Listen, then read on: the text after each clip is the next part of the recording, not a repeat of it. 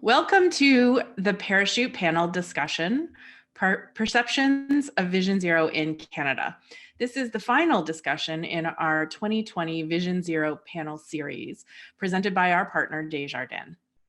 In 2017, Parachute held an in-person conference in the before time, exploring media coverage of road safety, crashes, and Vision Zero in Canada, as it was starting to make its way really into the minds of Canadians.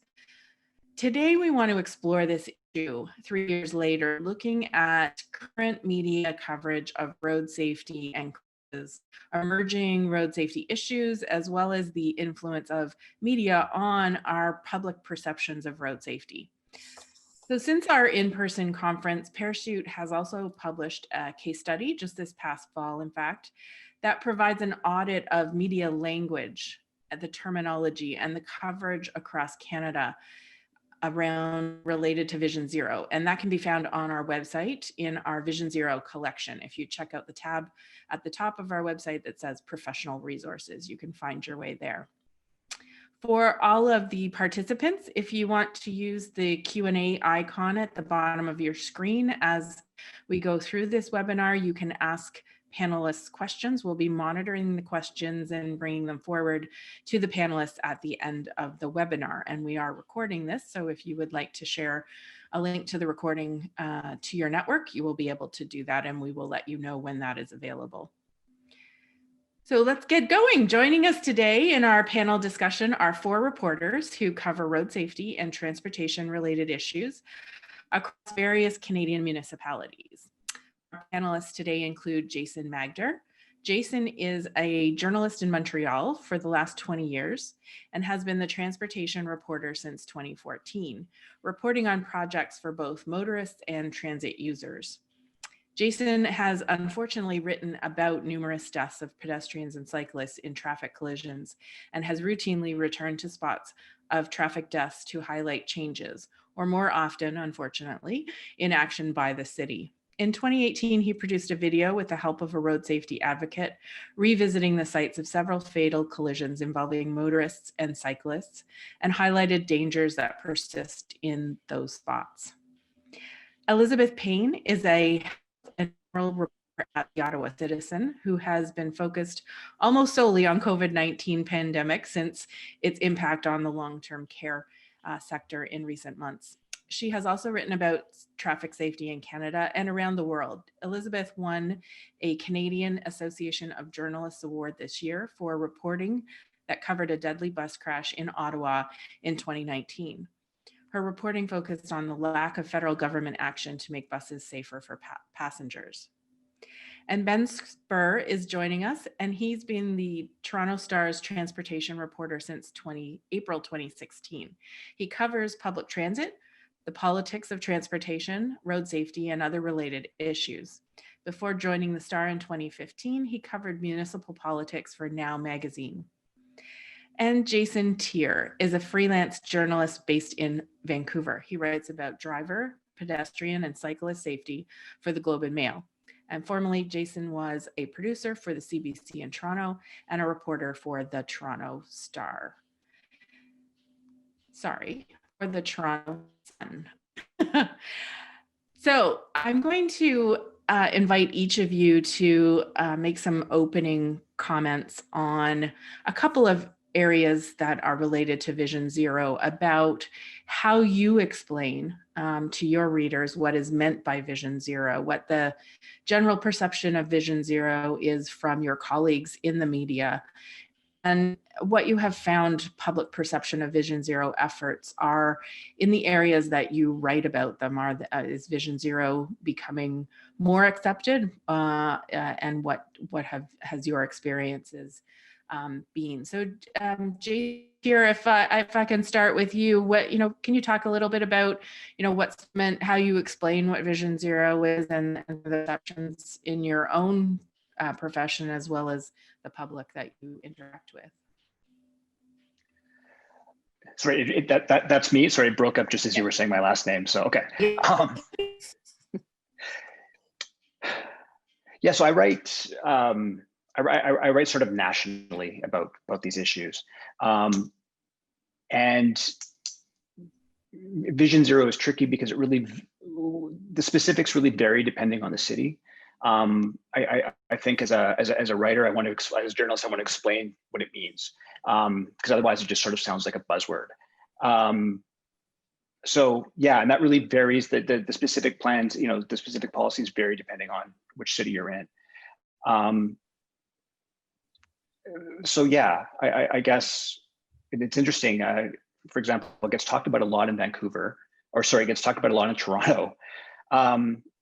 Here in Vancouver, the city plan doesn't specifically mention Vision Zero. It has the words vision and zero in it, but it basically focuses on just eliminating pedestrian deaths. There's no specific date. In other cities, it's different. So yeah, so I'm rambling here, but I like to try to give specifics basically. So if I'm talking about 3 or 4 cities across Canada, specifically what it means, what are the measures that they're rolling out, and how are they working? Sort of the public perception, it's hard to say. The last time, one of the recent times I wrote about this, the response was, in terms of just sort of reader comments on Twitter and things, the response was pretty, and who knows how who the people are who are commenting, but the response was pretty. The focus was on lowering speed limits as an element of Vision Zero, and the responses were things like, what about cyclists? What about pedestrians? What about people darting out into traffic? How is this going to work? So it seems like evidence is important in covering and talking about this, and stats and that sort of thing. And yeah, it's figuring out how to convey how these things make a difference, and what the difference has been so far. Great, thanks. Elizabeth, maybe you want to go next, and how do you position Vision Zero? How do you describe it, and what is the perception of Vision Zero from your colleagues as well as the public? What have you experienced? Yeah, I think Vision Zero has been spoken about, written about a lot. People are extremely familiar with hearing the term, but yes, I think maybe there's a bit of a vague understanding about it, what it means. When people think about it, they assume, of course, it means trying to move towards zero injuries and deaths. But one of the parts about the concept that I find the most interesting and think need explaining, and as did to me, is the idea that there are engineered solutions that take the blame out of traffic safety, that assume that human beings make errors in judgment and that nobody should pay with their life or with an injury for it. And that's, for me, I think that's the crucial difference, that it's having a design system. And I think generally in Canada, we still blame. I mean, you hear it in the language of the police, you hear it in the language of everybody. We still, make sure you're wearing fluorescent clothing. Police tweeted out the other day in Ottawa to prevent being hit. So, the idea that I find the most appealing and perhaps the least understood is the idea of the engineering solution that takes human nature into account, and lets our traffic and our pedestrians and our cyclists flow from there.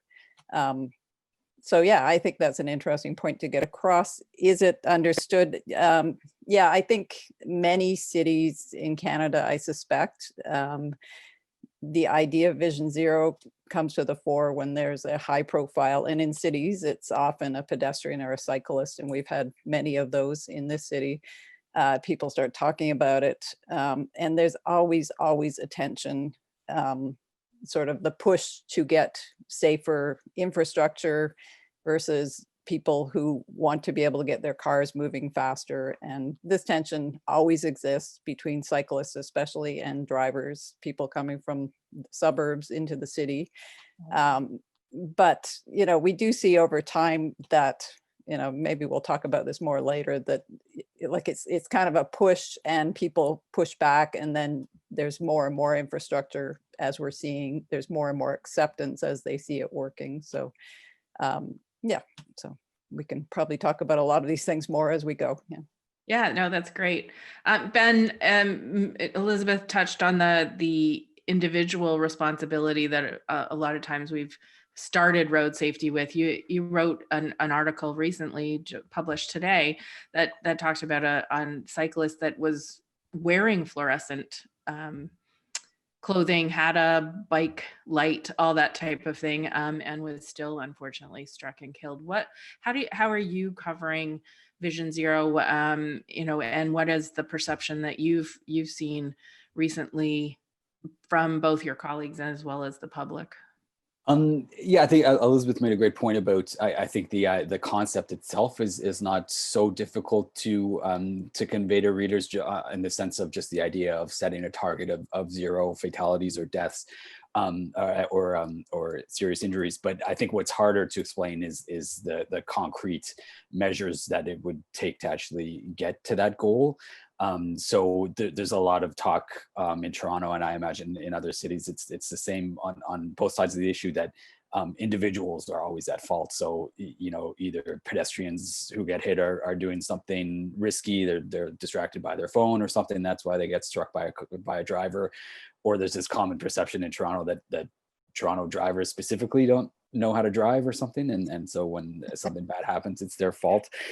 So yeah, it's a bit harder to get home that idea that Vision Zero refers to these engineering solutions that are supposed to take human error out of the equation as much as possible. But on that note, like I expect the other journalists here maybe have a similar experience, but just that story I wrote about that came out today was about this very sad story about a cyclist who was killed. And just as I sat down to do this panel, I read an email from a reader who said, "Oh, was he trying to beat the cement truck? Was he breaking the rules?" Yeah.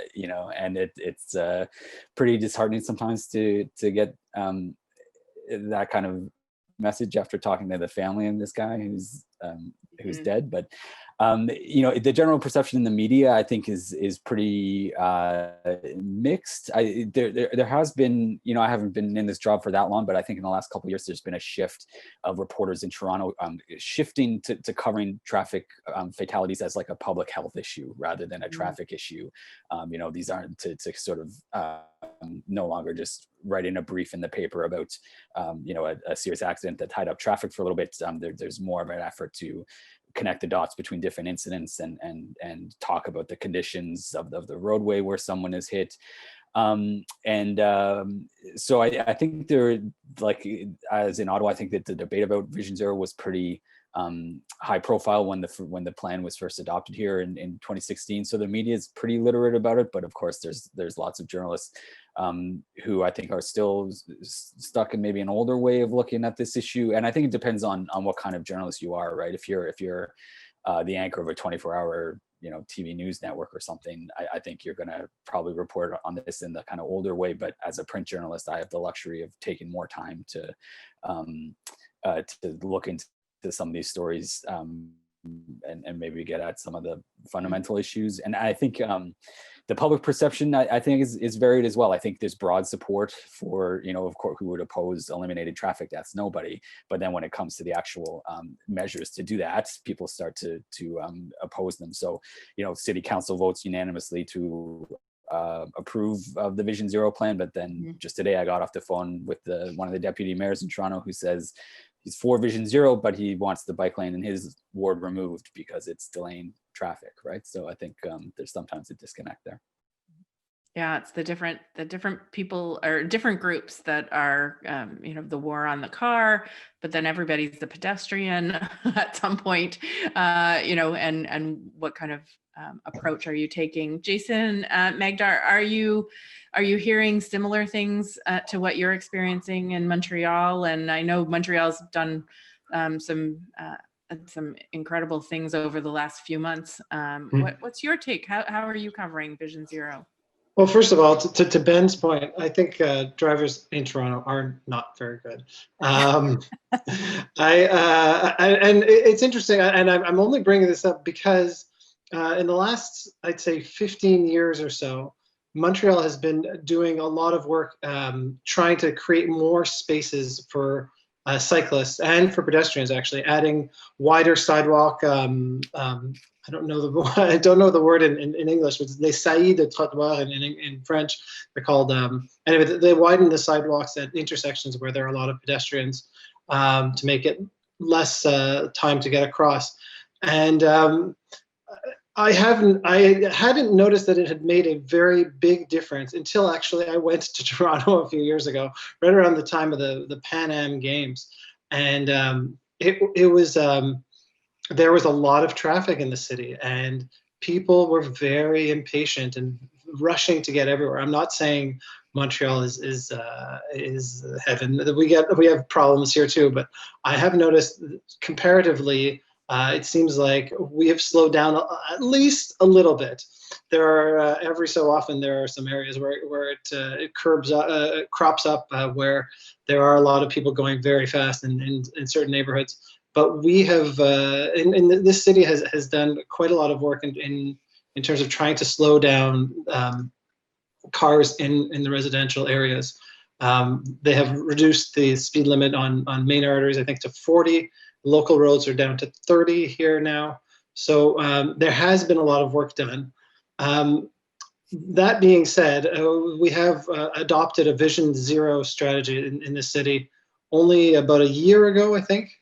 And it seems like very little of this strategy has actually come to fruition. And all of this bringing up to your question, which is what is Vision Zero? To me, as a journalist, Vision Zero, I think, is great because it means accountability. It means if we adopt the Vision Zero strategy, it means that in an area where there was a traffic incident or a major traffic accident, word I'm not supposed to use, but a major collision where there was an injury, it means that the city needs to get on, figure out what the safety issues are and redesign that intersection or make changes. And so we like that. We like that as journalists. We like that to know that this is something that's happened. And in the video that I made, we went to 5 areas where cyclists were killed. And I think a lot of people were very shocked to go back to these places and see that the exact same issues that were at play, sometimes 3, 4, and 5 years later, are the exact same issues that are still persisting in these areas. And as a journalist, we always hear either people will say it, anecdotally to us, or they'll send an email like, "This area is really bad. Someone is going to get killed." And now we as journalists can hold the municipal politicians' feet to the fire and say, someone is going to get killed. And not only that, we have statistics now, because now we keep statistics. This is how many collisions we have seen in this area. And this is how many fatalities have been in this area. You need now to take a look at what's happening here and act before somebody else gets killed. Yeah, that segues very nicely, Jason, into our first question, and I'll touch base with each of you on this one, and maybe Elizabeth, I'll start with you around the municipalities, and you talked about basically Vision Zero. The strategy gives some accountability. We've seen targets being set. We've seen resources being put into activities that would see the principles of Vision Zero being activated. What have the municipalities that you've covered done to increase that public demand? What are, and maybe we need to talk a little bit about barriers, because that, removing those increases public demand. But what have you seen, and what else could they do when you think about, like a city of Ottawa or some of the others that you've covered? What could they do to increase the public demand?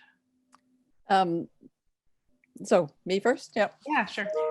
So Ottawa, has a history of doing things in a rather tepid way. So while it embraced Vision Zero principles a few years ago, it decided that it would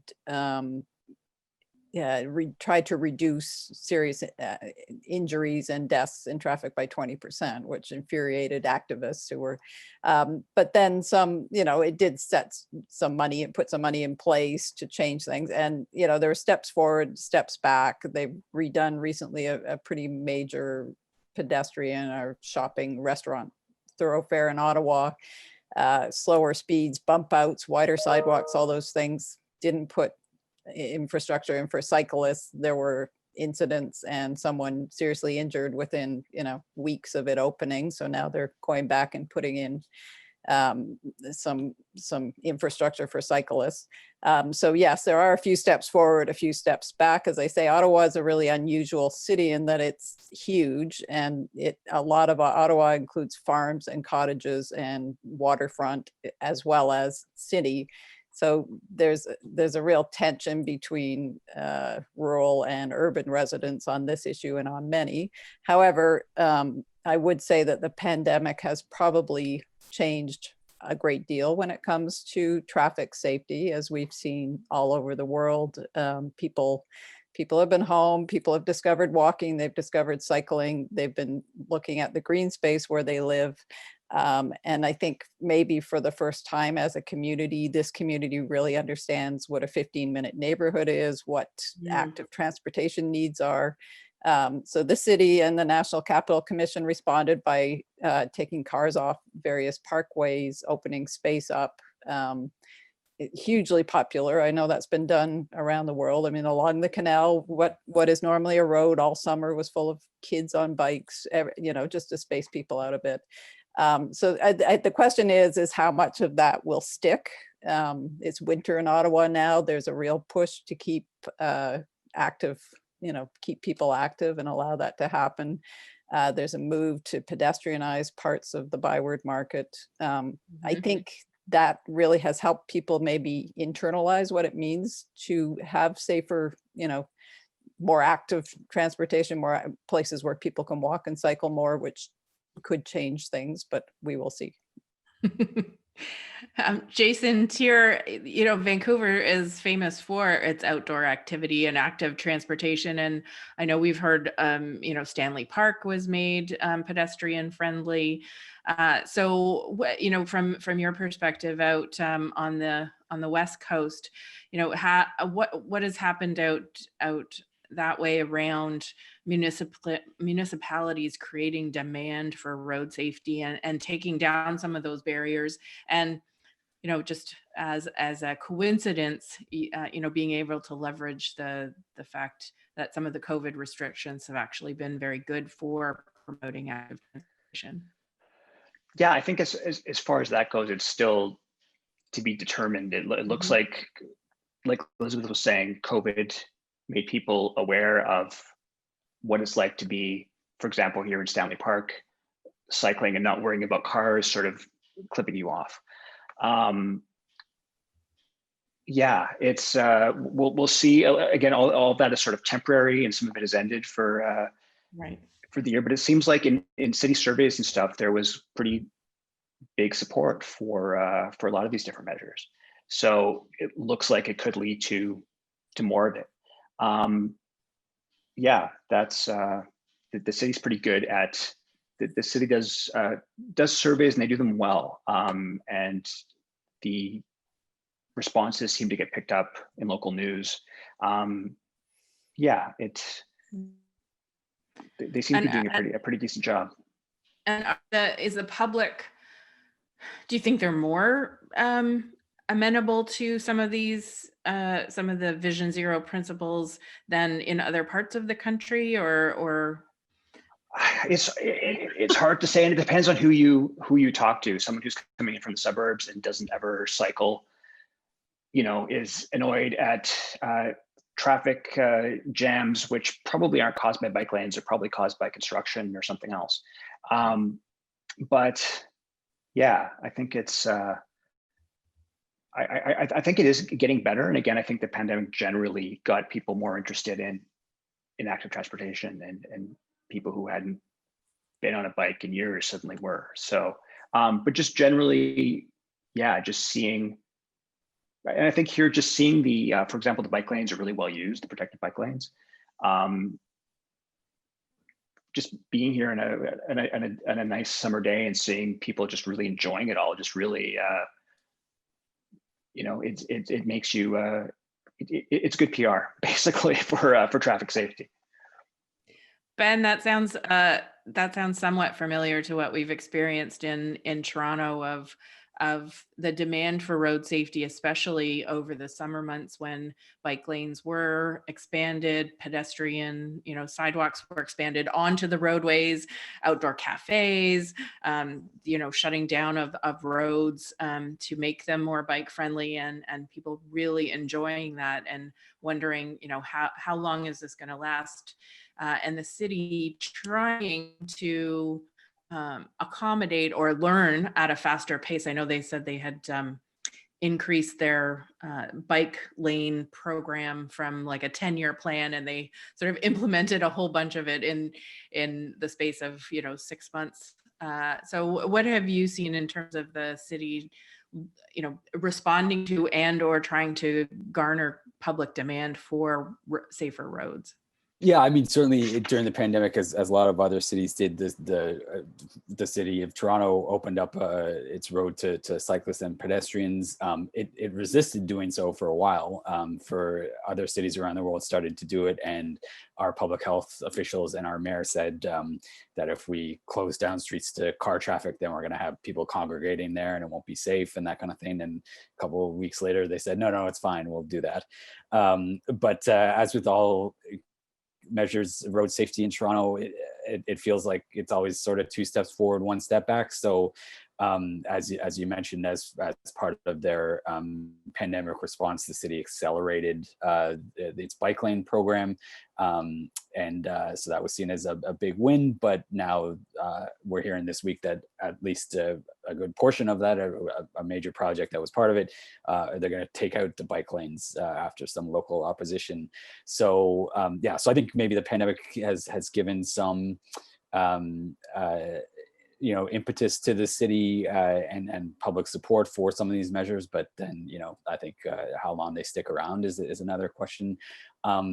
And overall, the city of Toronto, it's on its second Vision Zero plan. They launched one in 2016, but didn't do anything in terms of reducing pedestrian and vulnerable road user deaths. So they launched a new one last year that has many different elements in it. Some probably more effective than others. It's very signage heavy, putting up signs that say, senior safety zone is here and that kind of thing. The city's done something that's kind of slippery, where taken a whole bunch of projects that were on the books before Vision Zero, anyone at City Hall knew those words. They've now included them as part of the Vision Zero plan. Anything to do with roads, road work or whatever is considered Vision Zero. So it's a bit hard to judge how committed they are to the philosophy behind the idea. But there have been progress made in terms of there's been lots of speed reductions, speed limit reductions around.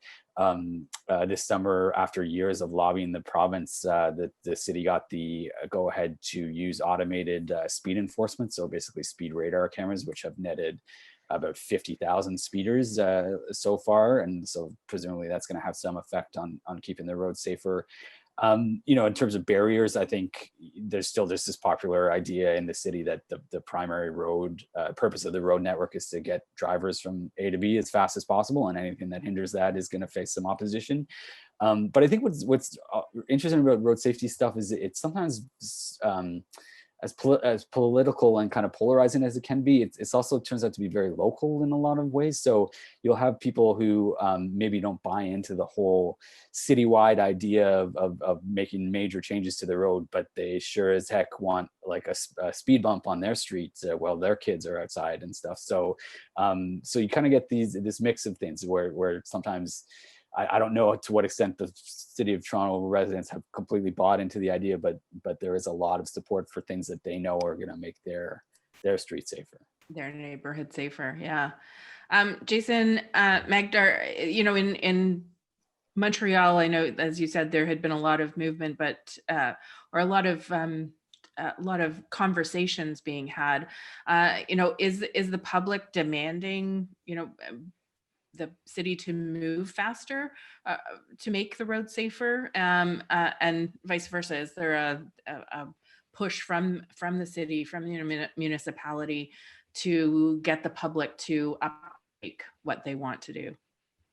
So Pamela, something that's very interesting that's happened this year is, well, just go back 3 years now. 3 years ago, the city elected a left-leaning pro-pedestrian, pro-cyclist administration that made road safety one of the key issues of its campaign. Road safety and boosting public transit. And also happens to be the first female mayor of our city. And Madame Plante, Valérie Plante, had some trouble this year actually, because she, like many other cities, Montreal did the widening of the sidewalks, added barriers in pedestrian areas where the sidewalks went into the roads, and closed off part of the downtown area so that it would be pedestrian friendly. And added a whole bunch of bicycle paths and walking paths all over the city. And I don't know if it's COVID, I don't know what it is, but she may have gone a little bit too fast and too dramatic in the pro-pedestrian, pro-cyclist measures, because or they weren't implemented properly. I'll give you an example. About 2 blocks away from me, there's a street where it's both basically residential, very quiet. It's used by a lot of cyclists. So, and they had been planning on making a bike path on that street for a number of years. And so the problem is we have a borough here, or we have a borough system and a citywide system. So the borough of Côte-des-Neiges, NDG, passed these emergency COVID measures without very much debate, without very much involvement of the public. And one of those measures was this bicycle path that they've been wanting to do for years and years. So basically overnight, without consultation, about 600 parking spots were removed. They were told, people in the area were told they can't park there anymore in front of their houses. And there was going to be a bicycle path on either side of the street. And the outcry was enormous. There were rallies, there were protests, and then there were protests for the bicycle path and protests against the bicycle path. And this is just like a small microcosm of what was happening citywide. Everywhere in the city, there were little areas where it was cropping up, where people, you could feel the anger, the visceral hate towards some of these measures. Downtown Montreal, you have to know, if you ever come to Montreal in the summer, it's an amazing city in the summer, but you also have to know it's very difficult to get around Montreal in the summer, because every second street, especially in the downtown area, is under construction. There's a lot of construction in the Montreal area. We joke in Montreal that there are 2 seasons. I'm sure you guys all have the same joke, winter and construction. But it's particularly true in Montreal because our infrastructure is aging and all these pipes are 150 years old, some of them. We're the oldest city in Canada, so and we've underinvested for decades. So people were running into these construction areas and these areas that are now suddenly pedestrianized that they didn't know about. And there's nowhere to park, and there's nowhere to go, and there's no way to get to where you want to go. And so, yeah, it was a very, very tough sell, unfortunately. Probably much tougher than it was in other cities. And I think the mayor is still smarting from some of these wounds that may have been self-inflicted. That kind of transitions a bit into the next question, and Ben, maybe I'll start with you on this question. But those road safety advocates, Jason, like you were talking about, that need to be involved. They either bring the issue forward or they, want to be part of it. And Ben, you were talking about how local it is, and sometimes that's how, advocacy groups start around a particular issue that they see in their own neighborhood. So how can, in your experience with people who are advocating for road safety, how do they get voices heard and gain that support, both for the politicians or the decision makers as well as the public, and how might they work with you, or how have you worked with advocacy groups to further that agenda?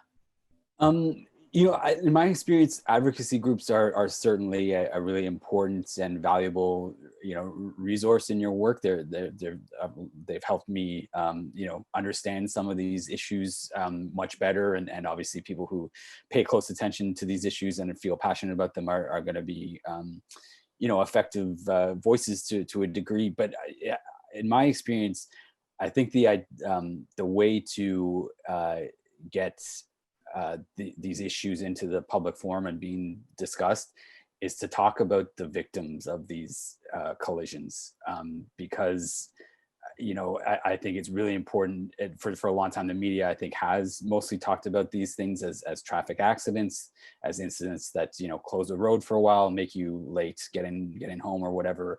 But when you understand that these are like violent, tragic events that have just profound effects on the victims and people who care about them, I think it's a lot harder to ignore. And that's not to discourage advocates or anything like that. I think they certainly play a role, but I think the shift that I think I've seen in Toronto, at least over the last little while, is the Star especially has tried very hard to find out who these people are, what happened to them, and maybe what could have been done to prevent it. I wrote a story last year about a young woman who was in her early 20s riding her bicycle on Dundas Street in the city's East End. She was in a bike lane, and a driver drove into her and nearly killed her, but didn't. She's paralyzed, and just talking to her family was just absolutely gut-wrenching. And if hearing stories like that don't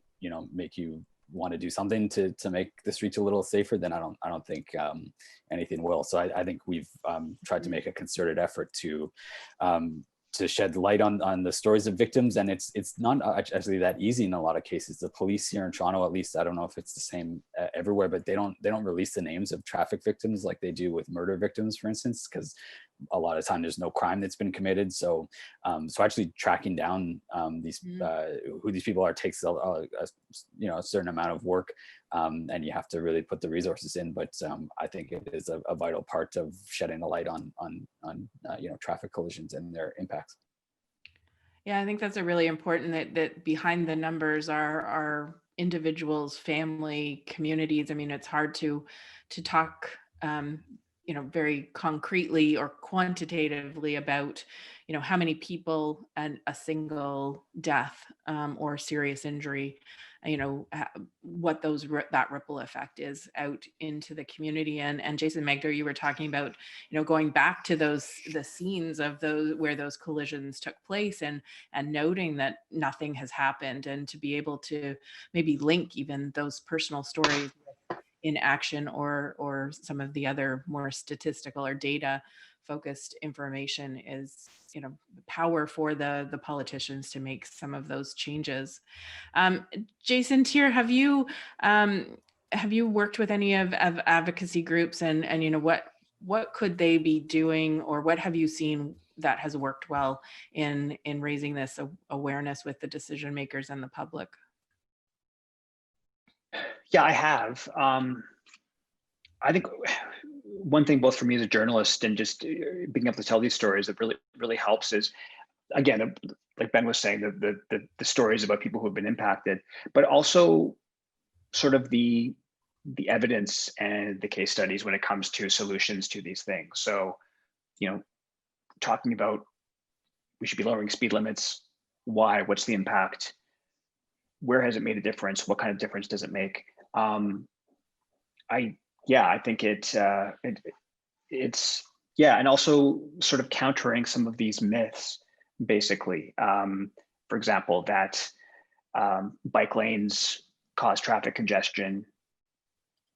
You know, looking in Vancouver at the Broad Bridge, for example, it was narrowed by 3 lanes. Everyone said it was going to destroy traffic downtown, and it didn't. There's been no delay. I think it was like a 30-second delay or something, and they fixed some intersections and they changed that, and now it's faster than it was before.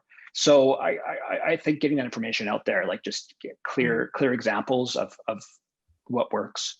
And again, that's sort of more on the policy side and not sort of on the victim stories. But yeah, clear, lots of numbers. Yeah, Elizabeth, what's been your experience or advice to people who want to advocate for road safety and talking to the media or the decision makers? Well, I'd say advocates in many ways have a voice these days. They have cameras and they use them, and they sort of call out situations as they see them. And I actually think that they get heard. So social media, I think, has been extremely good for advocacy in terms of pointing issues out in a actual photo or video that people can see. I think in a way that makes a difference. That puts pressure on local politicians, and this happens, largely locally. And I would echo what Ben said. Also, talking to the people impacted makes a huge difference in terms of resonating with the public. One of the stories I did that really stuck with me was a guy who was hit cycling, doing everything right, and in fact, his bike was kind of crumpled. He jumped up and said to the police officer, had to be there, "I'm fine, I'm fine." And the police officer held up his bike and said, "You're not fine." And it took him, he said it was maybe like a matter of weeks before, or from hours to days to weeks before the extent of his injuries became clear. And they were extremely severe, from, broken bones to neurological. And a year later, his life is completely changed. And the point of that was that, it was all cleared up very quickly. There was someone standing there, came over and asked him if he was okay. He said it was probably a blip in people's days. It wouldn't have gotten reported. It didn't appear to be a serious injury. It maybe slowed traffic a little bit. And I mean, to me, that just was sort of telling about how many people's lives are touched. Like this man, when I met him, he was walking with a cane and had to, so yes, I think those stories can really get the message through. But one other thing I would say is I think urban activists have a real advantage. We tend to think of Vision Zero in urban centers. They have a bigger voice. There's more people there. In rural areas, it's tough. You don't have as big an audience. And that's where a lot of the traffic fatalities happen. So I've written stories with Mark Wilson, who I think is listening to this, and his group in Temiskaming Shores, who have been fighting for 2+1 roads to prevent crossover crashes. And to me, it's just sheer doggedness on his part and their part. And it seems to be actually getting somewhere. So, yeah. You talked about, when you talk about that person with his bicycle, then the next area I want to transition to, and I'm cognizant of time and I can see there's questions, but I think one of the key things from this conversation is about the language that we use to talk about traffic and road safety, and even that, non-life-threatening injuries. People think, oh, well, then they just heal and get better, and they're the same as they were pre-crash or collision. And the word accident, that word that we try not to use, so we saw an academic study in 2019 that showed that even subtle differences, little differences in language, significantly impacted the reader's perceptions of blame or choice of punishment. And we touched on this earlier as well, of that, who's responsible, talking about, whether it's the pedestrian that isn't being seen or the driver focused language that, looks at victim blaming. So, when we use the word accident to describe what happens, but we know that all of these are preventable, or the vast majority of them. How does that impact, and what have you seen the shift in the language in terms of assigning blame? You talk about some people we've seen articles written about the driver or the car hit the person, or the light standard, or whatever it was, versus, Ben, you actually, when I read your article today, you talked about that, this Jeff Offit was struck by the driver of a cement truck, which is, it seems subtle, but it really does. That's much more accurate. It's not the truck or the car that's hit, it's the person behind the wheel. And is there a bit of an aversion to, that misplaced as it might be, to assigning that blame? Jason, Magder, maybe I'll start with you this time around, thinking about the language that you use. Is there I think there's a big role in changing the discourse by using the right terms. It's a very big question. Yes, I agree. Except I don't think our journalistic standards or our style books have quite come to grips with that yet. In fact, I wrote a story where I wrote collision throughout, and instead of accident, and it was changed by an editor, because the editor said, well, that's what it is. It is an accident. So. Yes, language does play a role and is important, but even in times when we will write a story. In fact, I was telling you about our mayor who was elected. Part of the reason she got elected was because there was a lot of uproar over a cyclist who was killed on Mount Royal. There's a mountain right in the middle of the city, very popular with cyclists, especially those who train in high performance races. And there was an 18-year-old high performance cyclist going downhill on the road, and he was this. So this is where we had to be very careful, because we didn't know the exact methodology or the exact turn of events that happened, but eventually we figured out that there was a car that was making a U-turn and got in his way, and he hit the car and went flying off of his bicycle and died on the spot. What we saw when we reported it accurately, what happened. We wrote that the cyclist hit the car, even though very clearly the car should not have been making a U-turn in the middle of a park in the middle of the night. You're not allowed to make U-turns in that area. And the car, I believe, got in his way, sort of backed up, went into the actual lane where the cyclist would have been, and it was impossible for the cyclist to hit him, to avoid him, I should say. So when we reported that, every single time we had, you say don't read the comments. Don't read the comments, because readers would write in and say, how fast was he going? Obviously, he must have been going very fast if he fell off of his bike. So yeah, there is a lot of victim blaming, even when we take the time to figure out the correct term of events. In fact, there was a newsroom-wide memo that went out saying, when you talk about this specific event, this is the turn. This is how you are supposed to refer to it. And every time we did that, we got people basically blaming the cyclist. And getting back, sorry to rehash a little bit, but getting back to your point about advocacy groups, it was that specific incident. And an advocacy group in this area called Montreal Ghost Bikes. Right. They put up a ghost bike right in that area where the cyclist was killed, and they did it right in the middle of the election campaign with the cyclist's family, and obviously all the politicians turned out for that. And it was probably one of the turning points of that election campaign. So yes, language matters, but emotions matter too. Advocacy matters, and people do care when you come out and you show the visuals and you show the people who are torn up by these events,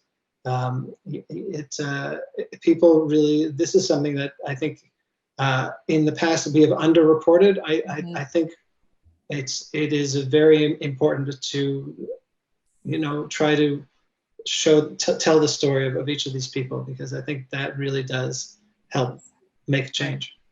Yeah. Jason, Tchir, have you, you know, do you want to comment on the use of language? Have you had that experience where you've tried to use the correct term and had your wording changed? And that might be something that we want to think about, you know, working with the media, with journalists on. Yeah, no, in recent years, I can't think of any time where it's been changed. But I had to learn sort of by example and from being told by groups like Parachute that, you know, we shouldn't be using the word accident. It's never an accident. So no, that I think that the language is important. When I find I'm having to remind myself of it, and I don't cover a lot of direct accidents anymore, but I'll write about safety issues, and then, you know, cases where there were accidents, crashes, good grief, collisions.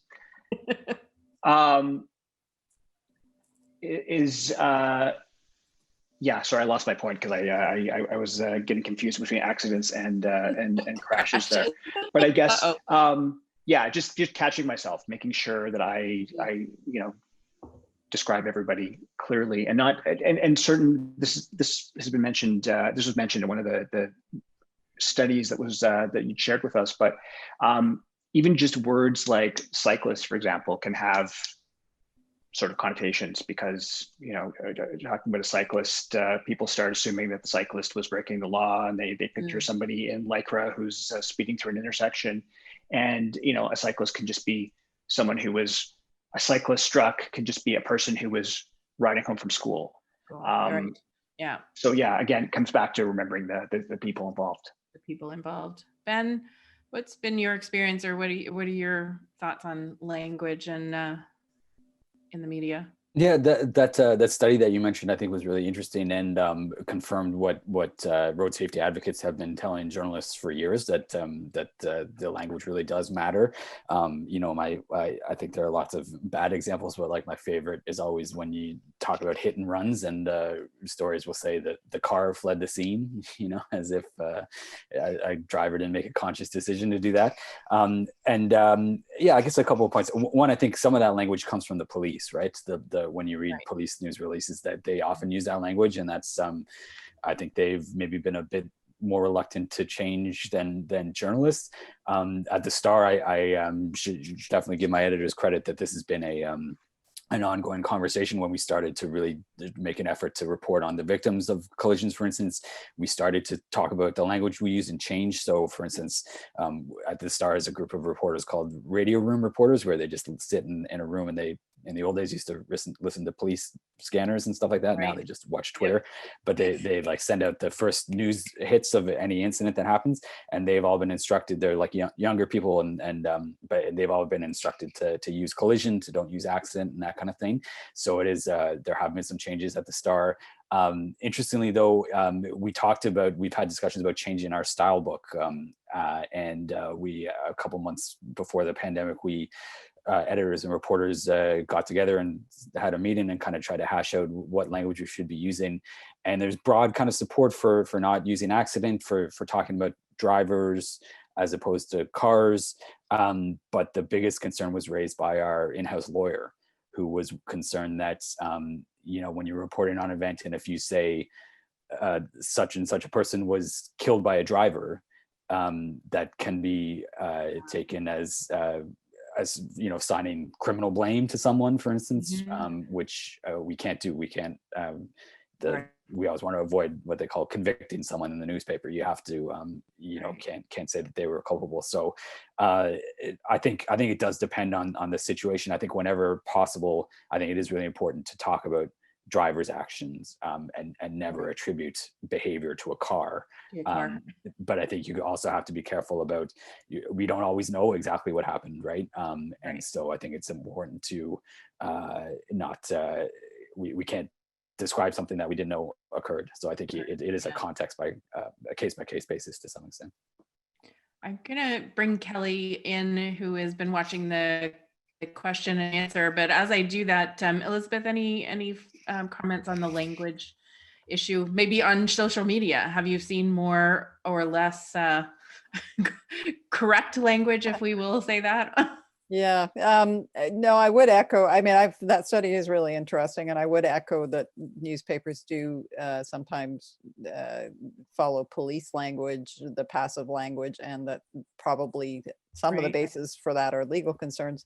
But certainly it is almost a meme on social media to point out headlines that that have automaton vehicles, the passive voice having a vehicle doing things. So I think in a way that has raised awareness about it. I think, the same way, I don't see the same reference to the use of the term accident, but that's possibly not used as much. I think Canadian journalism is perhaps behind on that. I don't use the term. We don't in the newspaper, but we don't have a style ruling on that. So yeah, I think there is a growing awareness about the passive voice when it comes to car crashes and vehicles and so forth. Yeah. It's definitely an improvement from 20 years ago when I started in this sector, that we have seen a change. So Kelly, I know that there's been flurries on chat and Q&A, and I'll hand it over to you. Some of the questions that have come up have been answered through the panel discussions already, but there are a few new topics to cover. And one is around the value or lack of value around the term Vision Zero, that it scares off some politicians or some people not during. So we had Elizabeth 10 asked, should cities be adopting their own named brand of road safety rather than try to use Vision Zero? And is this an experience that the term Vision Zero, in fact, is something that is considered scary or off-putting for politicians and traffic staff who might be working to implement? Oh, great. Does anyone want to jump in, or? Yeah, I can. Okay, Jason, and then Elizabeth. I have to say, I'm not a huge fan of the term Vision Zero, only because it does. I mean, like I said, we like to keep politicians held accountable, and Vision Zero seems like a bit of a cop-out. We've adopted a Vision Zero strategy, so that's it. We're done. We've adopted it. It's adopted. It's coming into effect. So we are now a Vision Zero city. I do agree that we get a little hung up on the language. I think for most people who are paying moderate attention to the news, I think they have no idea what Vision Zero means. So I think maybe it would be a good idea if cities did, or provinces, or the country adopted their own version of this strategy, where it actually does mean something, and there are actionable goals, and they, instead of just paying lip service to it, actually have a little thought put towards it, a little more thought put towards it, and have a locally produced version of it. Yeah, Elizabeth, internationally, it's been widely embraced. What are your thoughts on help or hindrance of that term? I hadn't thought about it scaring off some politicians, and that probably is true, but I really would echo what Jason said, that I think it's almost a form of road safety related greenwashing in some cases, that it's sort of sprinkled around as now we've done something, and often without a full explanation of what it means. So yeah, I think it can be a hindrance perhaps to the understanding of what its value is sometimes, because it's often just kind of grabbed onto as something we say we're doing, and we're embracing the idea of embracing it rather than actually making roads safer. So Kelly, Another question that has come in, and I said, this is the fox in the henhouse question, so brace yourself. It's naive to expect expensive engineering solutions to fix most traffic safety problems. The contribution of driver, pedestrian, and cyclist behavior to injuries and fatalities is the elephant in the Vision Zero room. So how do you change behavior? That's what the problem is. Speeding, impairment, ignoring right-of-ways. Ben, did you want to?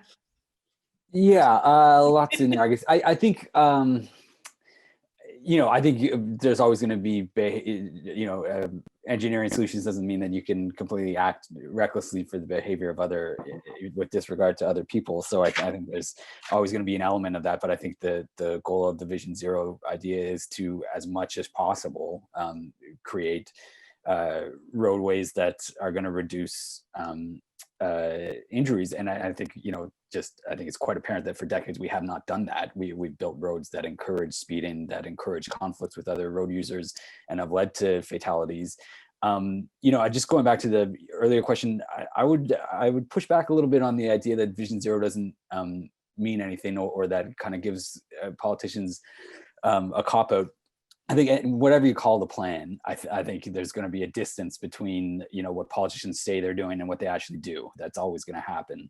But I think for me, what's been helpful about that term is that it's this idea that that these aren't acceptable, right? Like I think for so long, you've had this idea that just living in a big city, people are going to get hit by cars, and that's what happens. You can't really do anything about it. But I think the idea of Vision Zero and saying, we want a goal of zero, even if we may not reach that. We want to do what we can possibly do, whatever we can to get to that. I think is an important shift that in the way we think about these things. And I would point out that there are cities around the world that have come very close to eliminating traffic deaths, if not completely done so. So I don't think it's a completely useless term. I think that if whatever term you use, I think there's always going to be people who hide behind it and say that we're doing something when they're not. But I do think, for me at least as a journalist, that thinking about the idea that these aren't just the collateral damage of living in a city, I think that's been a helpful way to think about this problem. Jason, Tchir, did you want to weigh in on that question about about the changes behavior, not environmental changes? Well, I think I personally think it needs to be both.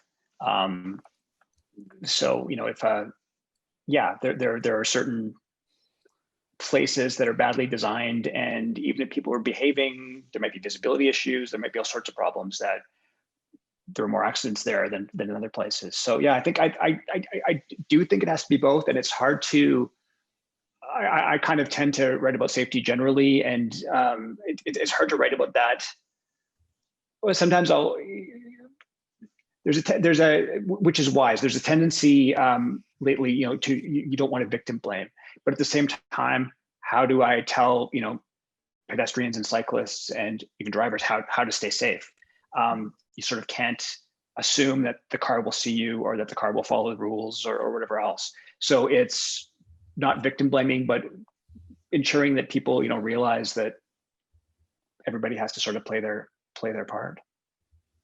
Yeah, and overall, in all injury, prevention that we do, those engineering policy standards solutions are very effective when you think about some of the other areas, and when you think about designing a road so that you don't actually have that intersection between or less interaction between the driver of the vehicle and the pedestrian or other road users, that it makes a lot of sense. But people, if we all did what we knew was right or what we should do, we would have no public health issues. We would all have people wearing masks and washing their hands properly and staying the distance apart. I think this has been an exercise in prevention strategy overall over the last 9 months. Kelly, is there a quick question? I know we're a little bit over time, but is there a quick question, and then I will wrap up. Okay, two, I'll choose one, which is Anne-Marie brought up the fact that in Ontario, 60% of new drivers have no formal trainings. They've not taken driver training programs, where in other countries, there is mandatory driver training. So no one can get their license without having proper driver training. Is that an issue, a factor that anybody wants to comment on? What is the role of the actual training people from the beginning of their driving careers to have a more safety approach to the road? Everyone has to pass the driving test, so they have to have a minimum standard to actually get their license. It would be, have they taken driver training before that in order to take the test? Yeah, have any of you covered that issue in writing?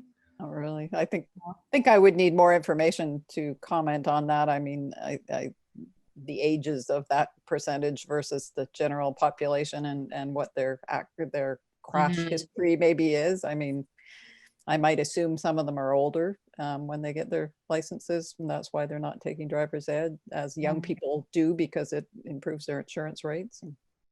I haven't reported much on this issue, but I would be interested to know, because I have had people tell me that it's pretty easy to get your license here compared to other places. Just anecdotally, I spoke to a German woman who told me about, she was a friend of mine. She was doing her CPR training. She told me, and I said, why do you need to do that? And she said, oh, it's part of my driver's training. Wow.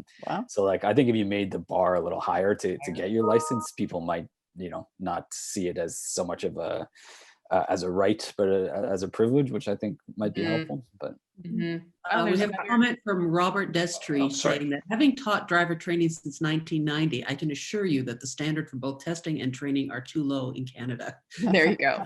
Jason? And I think that, sorry, one part of that is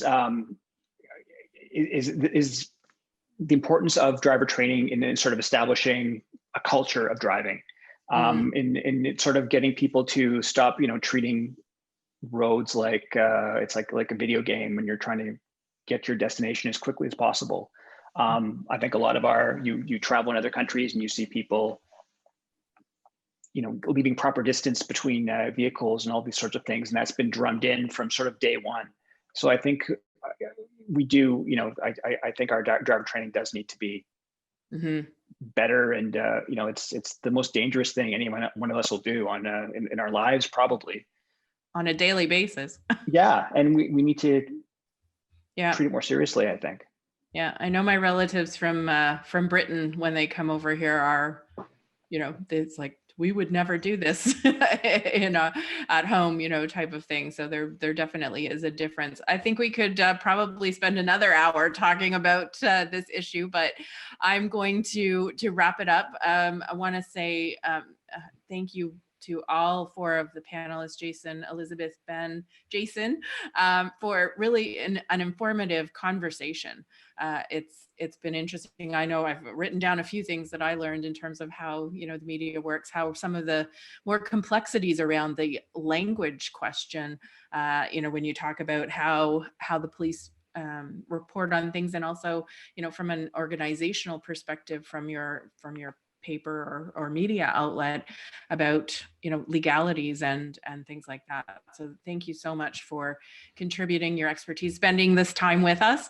I also want to thank our partner Desjardins as well, and a big thank you to the Parachute team who put this webinar together. For those of you who are attending, we will send out the links. We'll send out the links to the studies that we mentioned. We'll also send out a link to this recording when it's available as well. So thank you so much, everybody. Have a great rest of the day and rest of the week. Thank you so much. Thank you. Thank you so much. Bye-bye. Bye.